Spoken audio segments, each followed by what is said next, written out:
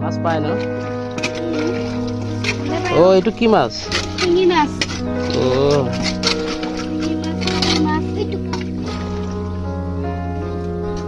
ভালচোন এই জায়গাটো গড়ভাঙ্গা বুলি কয় না গাৰগলি অ গড়ভাঙ্গাটো বেলেগ সাইডে এই লখৰা হৈ যাব লাগে নেকি অ অ